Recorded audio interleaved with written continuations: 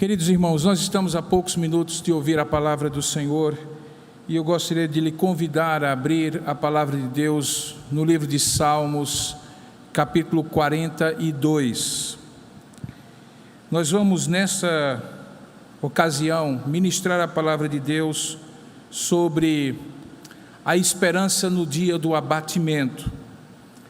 Creio eu que há exatos 60 dias, eu estava exatamente nesse mesmo lugar, nesse mesmo púlpito, ministrando uma palavra baseada em Lucas capítulo 24, falando sobre como reaquecer o coração desanimado.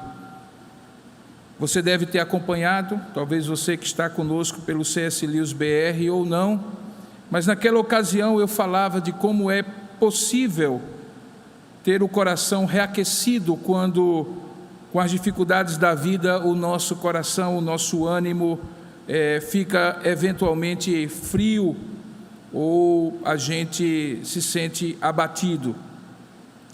O fato é que nesses dias que têm se prolongado e que têm nos deixado muito abatidos em vários aspectos, é necessário muitas vezes que a gente pregue a mesma mensagem, não necessariamente no mesmo texto, não necessariamente com as mesmas ênfases, mas certamente na mesma direção, e é isso que eu pretendo fazer nesta noite. Ontem à noite eu passei uma noite muito complicada do ponto de vista do bem-estar. Eu aparentemente tive um momento de muito abatimento, não era algo físico, embora eu sentisse no meu corpo, não era nenhum problema gastrointestinal, falta de respiração, coisas que me levassem a tomar um remédio e passar. Mas o fato é que eu passei a noite toda insone e depois, hoje pela manhã, refletindo um pouco sobre o que poderia ter eventualmente acontecido, eu percebi que havia passado uma noite de muito abatimento. E confesso aos irmãos que ministro a palavra de Deus nessa ocasião, certamente pela graça de Deus que me fortalece, por nenhuma força minha de vir aqui para ministrar essa palavra que talvez eu mesmo esteja precisando ouvir. Mas assim é na vida cristã, em que nós experimentamos momentos de abatimento e a palavra de Deus nos leva a, desses momentos de abatimento, buscar uma esperança para dias como esse, que são dias difíceis. A Bíblia fala de dias maus e que muitas vezes nós enfrentamos na vida em vários momentos da nossa história. Eu acredito que esse Salmo 42 e o Salmo 43, que, como você deve saber, originalmente era um único salmo, eu vou explicar daqui a pouco, certamente tem uma palavra de esperança, embora a atmosfera e o sentimento que são expressos ali pelos filhos de Corá, pelos filhos de Coré, aqueles cantores levitas do templo, é certamente de um abatimento muito grande. Há alguns dias nós fomos surpreendidos por um fato que certamente, dentre essas muitas más notícias que nos rodeiam nesses dias, abateu aqueles que tinham nessa pessoa lembranças da infância, da adolescência, já vividas com ele, trazendo sempre uma palavra de muita alegria nos papéis que ele representou. Inclusive, no seriado que eu costumava acompanhar quando menino, que era muito interessante, que fizera parte da minha vida. Estou falando de Flávio Migliaccio, que há algumas semanas, aos 85 anos, cometeu suicídio e deixou uma carta, um bilhete, dizendo mais ou menos assim, de modo resumido: me desculpem, mas não deu mais. A velhice neste país e aí ele diz um palavrão, como tudo aqui, a humanidade não deu certo. A impressão que foram 85 anos jogados fora, num país como este, e com esse tipo de gente que acabei encontrando. Cuidem das crianças de hoje. Essa carta foi encontrada ao lado do seu corpo no sítio onde ele cometeu suicídio. E talvez de todas as palavras que estão postas nessa carta, uma delas revela o abatimento emocional que aquele homem enfrentava naquele momento, e eu não vou entrar no mérito para tratar do suicídio em si, mas da emoção que o levou certamente àquela circunstância. É quando ele diz a expressão: a humanidade não deu certo. Não sei se você consegue parar e imaginar alguém chegar aos 85 anos de vida, numa profissão em que você se acostuma a trazer alegria, momentos de entretenimento, e você chegar ao final de sua vida, 85 anos, com a seguinte constatação: a humanidade não deu certo. Eu já vi algumas pessoas escreverem sobre essa carta de Flávio Migliaccio, dizendo que essa constatação, vez por outra, passava no coração delas, e que talvez a grande diferença dele para essas pessoas que eu vi comentando é que elas não tinham muita esperança sequer que a humanidade desse certo, razão porque, ao constatarem que de fato a humanidade não deu certo, para usar a expressão que ele usa na carta, não houve muito desapontamento, nem muita tristeza. Mas o que me chama a atenção nessa frase é o sentimento de desalento generalizado. Ele não particulariza questões específicas da vida familiar dele, da vida profissional, de alguma coisa que ele passou, enfrentou, nem ao longo da sua carreira, nem nesses últimos dias. Ele não pontuou, ele não localizou o seu abatimento, ele espalhou o seu abatimento por toda a humanidade, constatou de maneira extremamente depressiva e melancólica: a humanidade não deu certo. É um peso muito grande, é uma tristeza e um abatimento muito grande, é uma constatação muito pesada, fazer parte de uma raça humana e constatar que ela não deu certo. Mas se você estranha essa constatação nas palavras daquele ator, diretor, é porque talvez você já não passou por situações, inclusive nesses dias, 60 dias de confinamento e isolamento social que muitos têm enfrentado, ao ver muitas circunstâncias no nosso país, e eu não vou detalhar todas elas, você está acompanhando todas elas, deve ter suas posições, e talvez um dos desalentos maiores é que pouco importa o que você diga hoje no Brasil, cada um pensa o que quer, decide o que quer, argumenta o que quer, e portanto não há nenhuma possibilidade da pessoa pensar: talvez essa outra maneira seja a melhor maneira de ver. Mas certamente aqueles que têm se sensibilizado mais nesses dias têm percebido que uma certa sensação de desalento generalizada, como se realmente não tivesse dado certo toda expectativa, toda utopia, toda esperança, e trazendo um sentimento de muito desalento.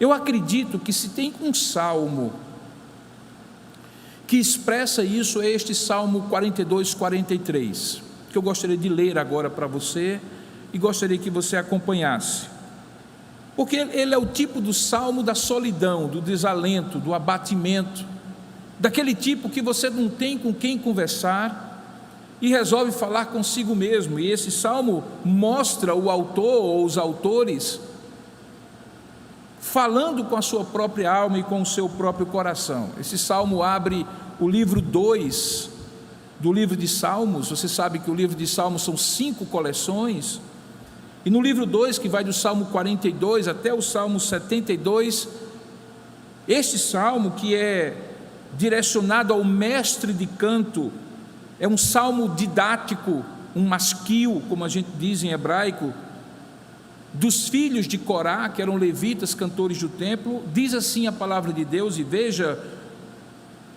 que fortes são as palavras, quão fortes são as palavras desse salmo.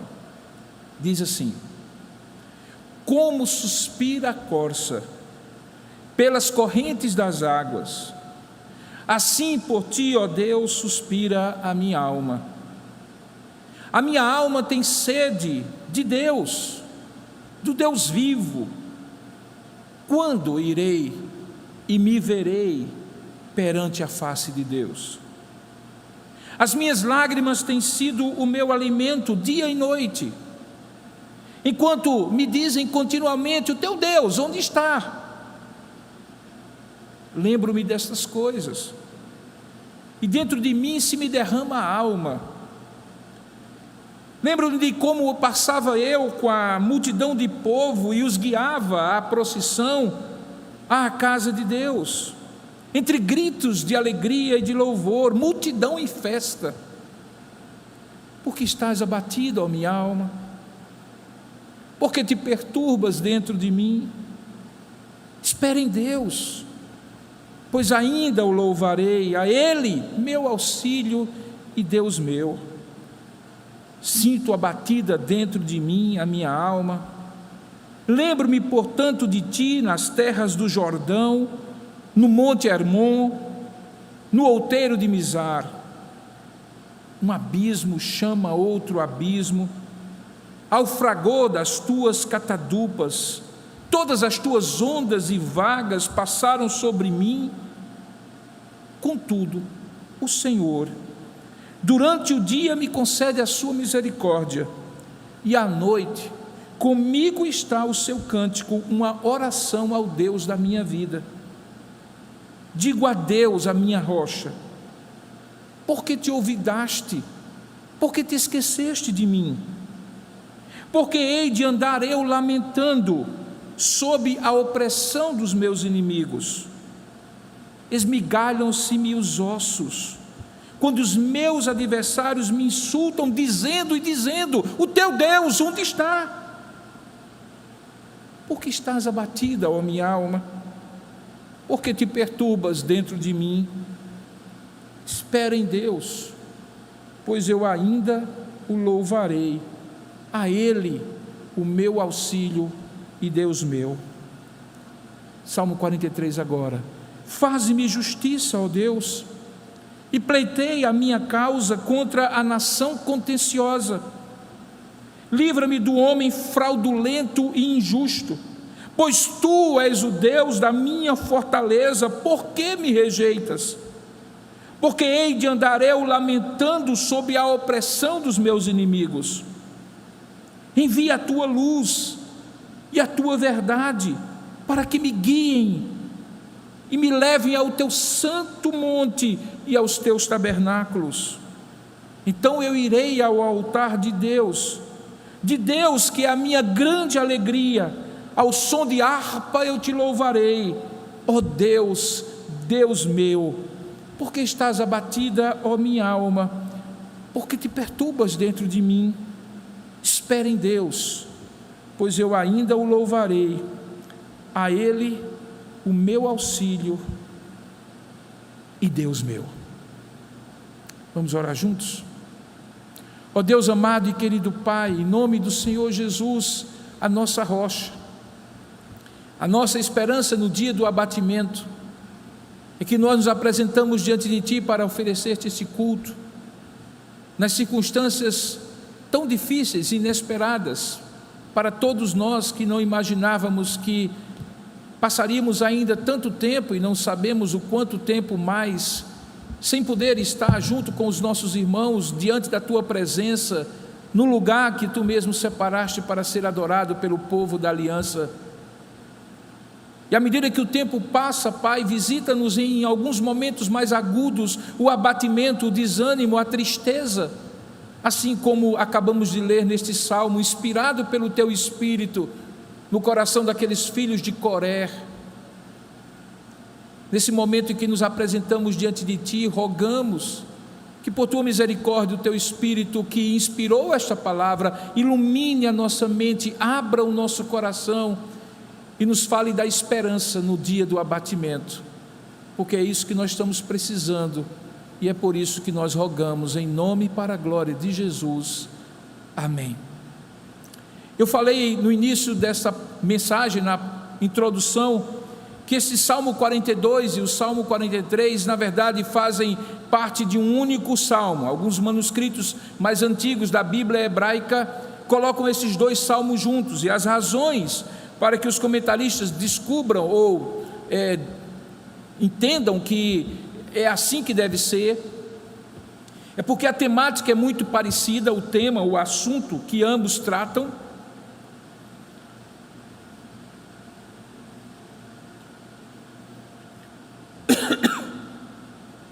Assim como um refrão que está presente tanto no Salmo 42, nos versos 5, 11, como também no verso 5 do capítulo 43, do Salmo 43, que é exatamente o refrão dessa poesia: porque estás abatida, ó minha alma, porque te perturbas dentro de mim, espera em Deus, pois ainda eu louvarei a Ele, o meu auxílio e Deus meu. Além disso, o Salmo 43 é um dos poucos salmos do livro 2 do livro de Salmos que não tem título algum. Se você observar, você verá que todos os outros, com exceção de um lá na frente, tem título. Portanto, dá a impressão que ele é uma continuidade, e como eu quero demonstrar nessa noite, de fato a estrutura dele mostra que é uma única poesia, que pode ser dividida de várias maneiras. E como toda poesia que tem refrão, é natural que o refrão estabeleça as partes da poesia e as partes, no caso, do salmo. De modo que, se nós fôssemos dividir esse salmo, nós diríamos que a primeira parte vai do versículo 1 ao versículo 4, que é intercalada para a parte 2 pelo refrão que está no versículo 5. A parte 2 vai do capítulo 42, o Salmo 42, verso 6 até o verso 10, que novamente tem um refrão repetido no versículo 11. E a terceira parte é a parte do Salmo 43, do verso 1 até o verso 4, e que termina com o refrão. Então, o refrão, que é repetido 3 vezes, divide o salmo em 3 partes. Há muitos sermões, muitos estudos bíblicos sobre esse salmo, demonstrando que aquele que escreve certamente tinha tido a gloriosa experiência, porque ele assim diz no verso 4, de estar na presença de Deus, no santuário do Senhor, levando o povo consigo numa multidão para adorar a Deus, na casa de Deus. Ele lembrava disso, veja, o verso 4 diz isso. O que nos leva a crer que possivelmente se tratava de um sacerdote dos filhos de Coré, que eram os cantores do templo, que por alguma razão agora estava afastado do templo. As referências geográficas que ele faz no Salmo são todas de lugares distantes de Jerusalém, e que sentia saudade daquele momento, e talvez pela ausência daquelas festas, celebrações, cultos religiosos ao Deus de Israel, o seu coração se abatia, e ele sentia que dentro dele, a alma dele se abatia, a ponto dele falar consigo mesmo, dirigindo-se à sua própria alma e perguntando por que é que ela estava abatida. Mas logo depois a gente percebe que, além de questões relacionadas à saudade das experiências religiosas que ele tinha, ele também enfrentava inimigos. Ele usa a expressão em vários versículos. No versículo 9, por exemplo, ele diz que: porque hei eu de andar lamentando sob a opressão dos meus inimigos? E esses inimigos ou adversários, que ele também usa no versículo 10, o insultavam continuamente, veja aí, dizendo, ele repete, como falando que era algo contínuo, constante, questionando onde estaria o Deus que ele dizia crer. O teu Deus, onde está? Era a expressão e a pergunta que esses inimigos faziam. Ele estava longe do lugar de adoração, sendo um sacerdote como ele era. Ele tinha as experiências gloriosas do passado que ele havia tido, levando inclusive o povo em procissão nas festas religiosas para adorar na casa de Deus, mas agora isso já não era realidade. E ele ainda tinha que enfrentar os inimigos que o questionavam na sua confiança na sua piedade e devoção a esse Deus, perguntando: o teu Deus onde está? A última parte, que é exatamente o Salmo 43, dessa poesia que envolve os 2 salmos, é quando ele faz do salmo uma oração, e ele então começa a pedir a Deus que Deus envie luz e verdade para guiá-lo, e que o levem, como diz o versículo 3 do capítulo 43, de volta ao santo monte do Senhor e aos seus tabernáculos, porque se isso acontecer, diz ele, então, verso 4 do capítulo 43, irei ao altar de Deus, que é a minha grande alegria, e voltarei ao som da harpa te louvar, ó Deus meu, ó Deus meu. Então perceba que ele estava enfrentando uma situação muito semelhante a que talvez alguns estejam enfrentando nesses dias. Por um lado, recordando de momentos gloriosos da vida, em que podiam, por exemplo, encher este lugar e cantar e louvar e adorar a Deus, assim como outros milhares de lugares no planeta Terra, particularmente no nosso país, que hoje estão vazios do povo de Deus, que se encontram em suas casas, aonde eu lhe dirijo essa palavra, tentando manter a fé, a esperança de que isso vai passar. Enquanto os dias passam, as semanas se multiplicam, e então o desalento cai na alma, a ponto da gente falar consigo mesmo, como eu falei em alguns momentos na madrugada de ontem: por que estás abatido, a minha alma? Meu corpo está sadio. O remédio que eu tomei, aparentemente para alguma coisa que talvez estivesse funcionando errado, não tinha sentido, porque o meu problema não era físico. E as horas foram se passando, e eu vi o sol nascer, me perguntando: por que estás abatido, a minha alma? Talvez semelhantemente àquele homem, pensando: Senhor, já passou tanto tempo, por que não podemos voltar àquilo que nós considerávamos normal, quando depois de uma semana de trabalho e de atividades, anelávamos começar um novo ciclo no primeiro dia da semana, no dia do Senhor, adorando e bendizendo o teu nome junto aos nossos irmãos e irmãs. Aquilo que nós temos tentado fazer pelas tecnologias nos dão um sabor muito distante daquele amparo, aconchego mútuo que o povo de Deus oferece um ao outro. Não queremos isso. Queremos voltar. Por que estás abatido, a minha alma? Ao mesmo tempo, encontramos pessoas que, se não verbalizam diretamente, porque estão na mesma condição de desalento, mesmo daqueles que são de Deus, se perguntam, e às vezes nos perguntam: onde está Deus em toda essa circunstância? Quando isso acabará? Quando Deus intervirá? Quando Deus chamará o feito à ordem? Quando Deus tornará a colocar a ordem nesse caos, que não é apenas médico, clínico, sanitário, mas que vai se enraizando em todas as camadas da sociedade que não mais se entende, que se divide por absolutamente tudo, que não tem a mínima condição mais sequer de conviver, nem virtualmente nas redes sociais. Imagina quando tiver que voltar a conviver no dia a dia,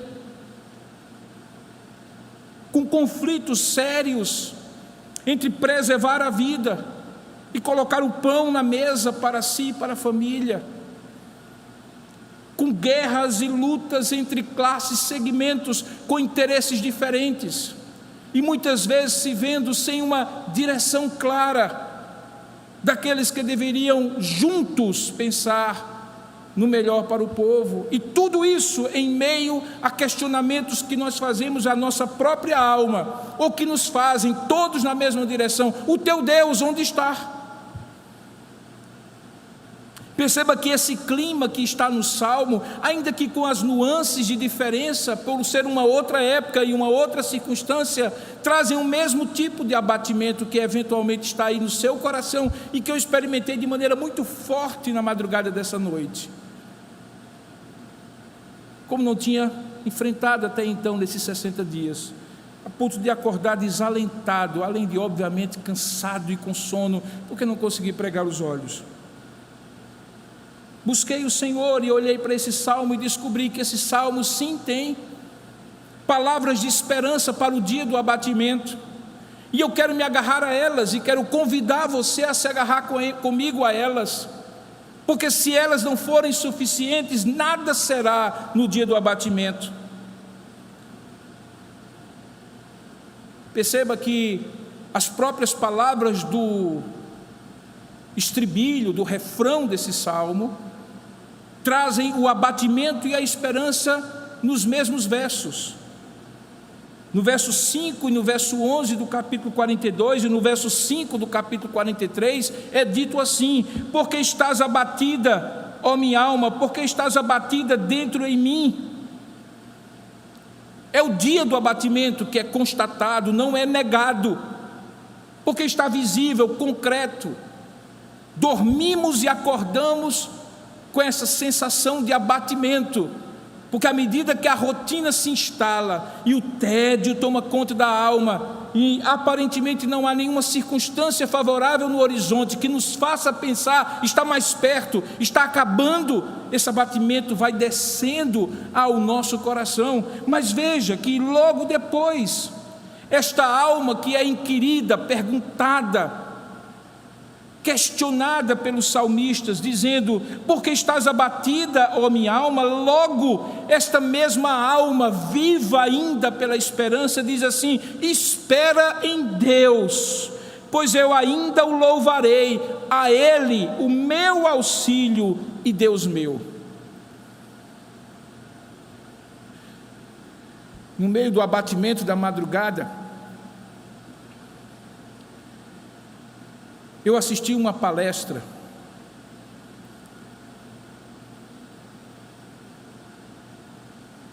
muito interessante. Além de orar, de ler alguma coisa, aquela palestra alimentou um pouco a minha alma, especialmente no momento em que aquele acadêmico, na verdade era um filósofo cristão, falava que há momentos de rompimento da racionalidade, quando a razão não dá conta de explicar o que está acontecendo.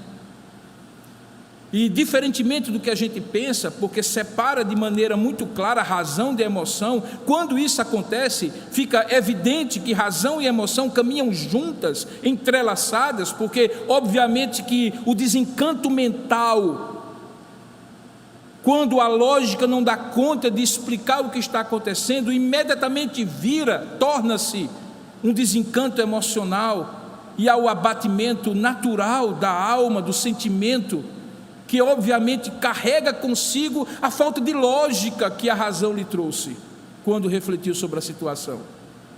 Então ele diz que nesses momentos de rompimento de razão e emoção, só há dois caminhos: o caminho de um desespero existencial profundo, do tipo que o Flávio Migliaccio sofreu, a ponto de dizer: a humanidade não deu certo. E o que dizer de contrário a isso que ele constatou? Como contrapor e provar que a humanidade deu certo? Especialmente numa situação como essa, quando aparecem do coração humano e das relações sociais muitas coisas muito mais terríveis, muito piores do que as poucas coisas que nos fazem ter esperança nas atitudes das pessoas na sociedade. Não pode haver outra constatação. De fato não deu certo. De fato não pode dar certo. De fato não dará certo.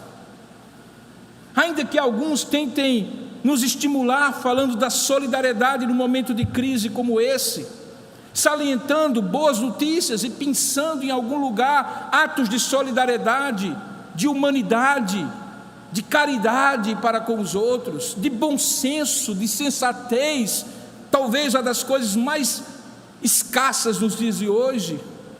Apesar disso, quando pesamos constatamos que, assim como Migliaccio, podemos dizer: a humanidade não deu certo. Numa das lives dessa semana, eu entrevistava o nosso irmão Gabriel Noiba, na Espanha, missionário lá, e perguntava: Gabriel, aí na Espanha, que foi um dos países mais atingidos, você consegue perceber que no meio dessa situação em que as razões, a ciência, os poderes, o dinheiro, a política não deu conta e muitos morreram, é possível perceber que aí na sociedade espanhola as pessoas se voltaram para Deus, se tornaram melhores? O cenário político aí é menos polarizado do que aqui, você que é brasileiro e consegue fazer essa comparação? E basicamente o que ele disse é: não. Ao mesmo tempo que as pessoas percebem que não estão dando mais conta de, nas suas categorias, explicar e se tornar melhor como gente, como família, como sociedade, parece apenas relampejos, impulsos, porque logo a coisa volta. E o que nós vemos acontecendo é desalentador. Então, por um lado, dizia aquele palestrante no vídeo que eu assisti, não há muita esperança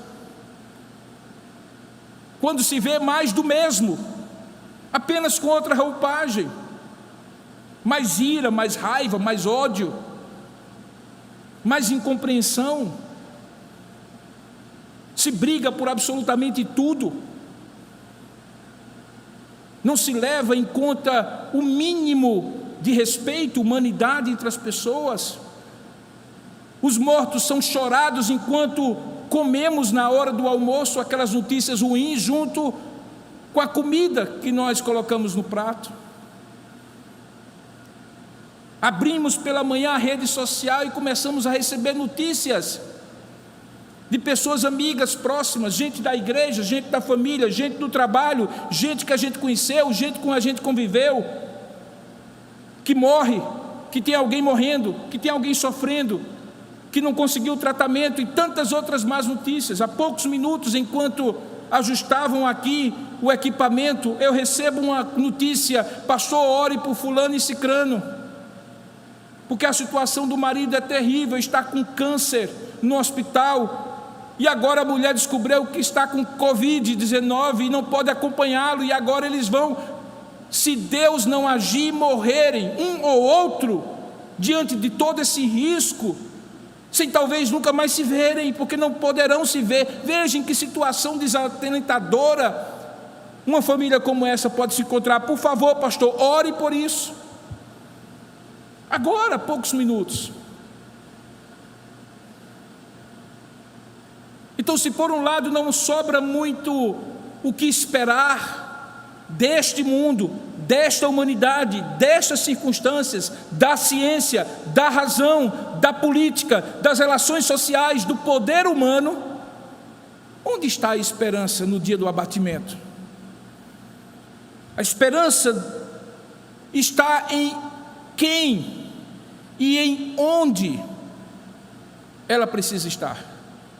Novamente, o verso 5, 11 do capítulo 42 e 5 do capítulo 43 terminam da mesma forma, quando a alma responde a si mesma: espera em Deus, pois eu ainda o louvarei, a Ele que é o meu auxílio e Deus meu. E é nesse ponto que, junto do desespero e do desalento, brota como uma flor de lótus no lamaçal do desespero, uma esperança. Em quem e onde existe a única esperança do ser humano, que é em Deus, o nosso auxílio, o nosso Rei, o nosso Senhor. Alguns dizem que isso é um pulo no escuro. Soren Kierkegaard dizia assim. Alguns dizem que é uma emoção, uma alienação religiosa. Alguns afirmam que não faz sentido algum, porque não dá nexo na cabeça deles confiar em algo que venha de fora, quando o que está aqui no dentro da nossa realidade não dá conta de resolvê-la. Mas os salmistas pensavam diferente. A gente poderia dividir esse salmo, talvez, entre aquilo que eles sentiam, aquilo que eles ouviam e aquilo que eles enfrentavam. E tudo que eles sentiam, ouviam e enfrentavam era desesperador e desalentador.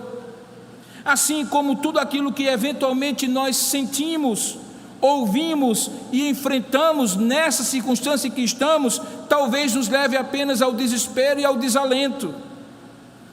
Mas perceba que ao mesmo tempo que eles sentiam, ouviam e enfrentavam a realidade nua e crua que fez aquele ator dizer e constatar antes de cometer suicídio que a humanidade não deu certo e que talvez está levando muitos a esse desalento e a essa constatação desesperadora. Por outro lado, no próprio Salmo 42 e 43 é possível dizer que não apenas eles sentiam, mas eles confiavam.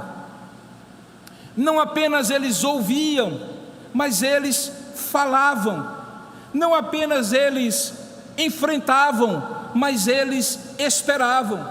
E naquilo que eles confiavam, falavam e esperavam, havia esperança, porque não estava posta neles, nem nas circunstâncias, nem na realidade, nem na leitura de horizonte, nem na expectativa de mudanças humanas, forjadas pela razão, pela ciência, pelo poder, pelo dinheiro, pela política. Não. Isso tudo dizia, naquilo que eles sentiam, ouviam e enfrentavam, que não havia solução, que não havia esperança. Mas é aqui, queridos, que algo sobrenatural acontece. Porque quando eles reafirmavam, a despeito das circunstâncias que eles confiavam, quando eles falavam as suas próprias almas, dizendo: por que estás abatido, ó minha alma? Espera em Deus, pois eu ainda o louvarei. Então a esperança florescia, e florescia da maneira como as coisas de Deus florescem. Esse Salmo 42 começa com uma metáfora que me chama muita atenção e que é belíssima, que é a metáfora da alma sedenta, simbolizada por uma corça, um bichinho da família dos veados, das corças selvagens, que diz o texto que no meio daquela campina seca, suspirava, anelava, enchia a boca ressecada de desejo pelas correntes de águas, que em algum momento ele farejava sem ver, assim como são aqueles animais que farejam a água corrente ou um poço de água onde podem matar a sede à distância, embora não vejam, porque o olfato é mais acentuado do que os olhos, do que a visão. E nessa metáfora belíssima, ele diz: assim também a minha alma fareja, sente que existe correntes de água, embora ela esteja abatida, e por isso suspira a minha alma pelo Senhor. A minha alma, verso 2, tem sede do Deus vivo. Quando irei e me verei perante a face de Deus? Assim como a corça corria para as correntes de água para dessedentar a sua sede, os salmistas corriam para a casa de Deus, para a presença de Deus, para que a sua alma tivesse de volta vigor. Quando irei e me verei perante a face de Deus? E é nesse ponto, querido, que há uma grande vantagem para nós hoje em relação a eles então. Era porque estar perante a face de Deus, ir em procissão à casa de Deus, apresentar-se diante da face de Deus, eram todas expressões localizadas geograficamente em Jerusalém, o lugar onde estava o templo, o lugar em que Deus marcava encontros com o seu povo, nas grandes festas religiosas, nos grandes cultos que eram oferecidos a Ele. Mas hoje, ainda que esse templo esteja vazio e não possamos estar nele, querido amigo, amiga, irmão, minha irmã, não é aqui que reside a sua esperança, mas aí onde você estiver. Porque o nosso Deus, que é Espírito, há muito nos disse que o Pai procura adoradores que o adorem em espírito e em verdade, onde quer que estejam, mesmo que não estejam aqui. Há, portanto, correntes d'água aí onde você está, para dessedentar a sua sede de Deus, enquanto Ele mesmo age nos bastidores do tempo e da história, para fazer aquilo que você confia que Ele fará. Daí porque no final, na última parte desse salmo, que é um só, 42 e 43, ele diz assim: envia a tua luz e a tua verdade, para que me levem de volta e me guiem ao teu santo monte e aos teus tabernáculos. Então eu irei ao altar de Deus, do Deus que é a minha grande alegria. E ele então já imagina tocando harpa e louvando a Deus, o Deus que ele dizia que já estava agindo enquanto ele esperava Deus agir. Eu creio que Deus está agindo enquanto nós esperamos que Ele haja. Isso é confiar, isso é ministrar ao próprio coração essa confiança, quando perguntamos a nós mesmos e deixamos que a nossa alma disse: espere em Deus, pois eu ainda o louvarei, a Ele o meu auxílio, Deus meu. Isso é esperar, mesmo contra a esperança. E essa esperança que é contra a esperança tem um nome: fé. Certeza de coisas que se esperam, a convicção de fatos que não se veem. Fé posta em Deus, não nas circunstâncias, não nos homens, porque de fato a humanidade não deu certo. Porém deu: o perfeito homem, que nasceu o nascimento perfeito, viveu a vida perfeita, morreu a morte perfeita, ressuscitou a ressurreição perfeita, vive a vida perfeita. Esse que é o caminho, a verdade e a vida, e que nutre a nossa alma, aquele que diz: aquele que crê em mim, do seu interior fluirão rios de água viva, os mesmos rios de água viva que esta alma sedenta buscava e que só estão em Jesus Cristo. Eu decidi então, nessa noite sombria desta madrugada, que não havia livro, nem palestra de filósofo, nem qualquer literatura que me distraísse naquela angústia de alma passada, que poderia substituir os meus joelhos dobrados, a minha cara no chão, dizendo: Senhor, porque está abatida a minha alma, eu quero esperar em Ti, Tu que és o meu Deus e o meu auxílio, o Deus da minha salvação. Faça o mesmo, meu querido irmão, porque há esperança no dia do abatimento. Não sei quantos dias de abatimento ainda enfrentaremos qualquer dia que for, porque o abatimento é como uma serpente sorrateira, sutil, silenciosa, que se aproveita das brechas da nossa alma para nos picar com angústia e desespero. Só há um que nos salva e nos protege, e este é o Deus da nossa esperança.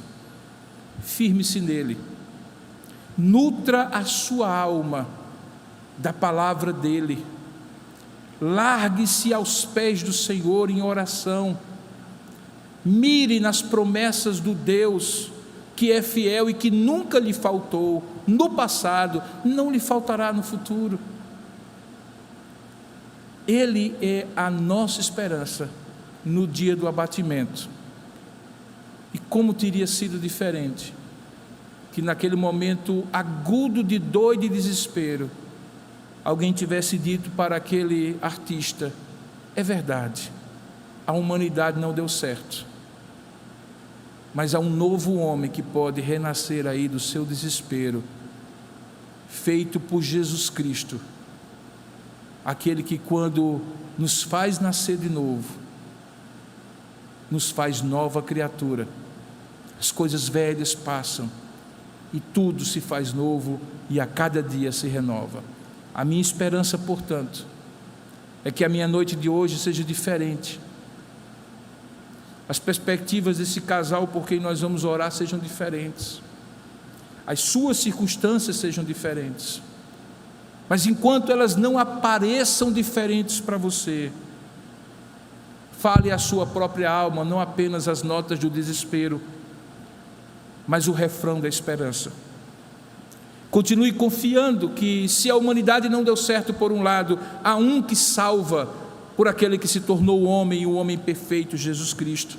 E por isso a nossa esperança não é em vão, porque Cristo é a viva esperança no dia do abatimento.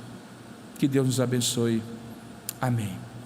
Eu gostaria de convidar você nesse momento a curvar a sua cabeça onde você estiver. Onde você estiver. E eu não sei se é essa realidade que eu acabei de retratar, de uma experiência pessoal muito próxima desse Salmo 42 e 43, é a constatação que você também tem feito nos últimos dias.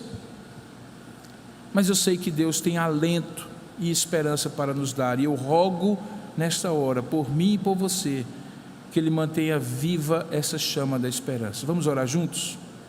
Ó Deus amado e querido Pai, a Tua palavra nos ensina a esperar contra a esperança, contra as circunstâncias, porque certamente em dias maus, dias de abatimento, nada que nós olhemos com os olhos racionais, experimentais, existenciais, será suficiente para nos dar esperança. Pelo contrário, nos fará nos abater a alma e nos fazer sedentos de algo que a realidade não nos oferece.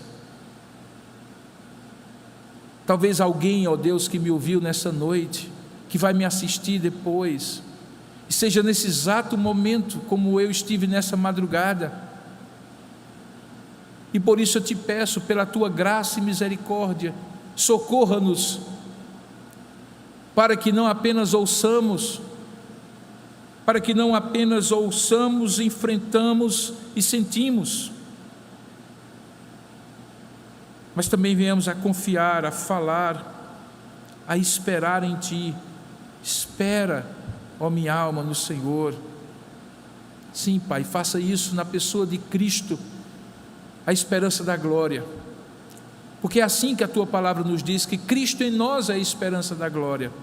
Que Ele seja o nosso alento, o rio de águas vivas, pelo Teu Espírito que habita em nós, que faça a nossa alma ser descedentada, não nos rios das circunstâncias e da realidade, mas da fonte de água viva que brote do nosso coração, por uma esperança renovada pelo Teu Espírito em nós. Renova as nossas forças, renova a nossa esperança no dia do abatimento. É o que eu te peço por mim e por todos aqueles que estão enfrentando essa luta difícil, que nos parece vencer, mas que certamente não vencerá a Ti.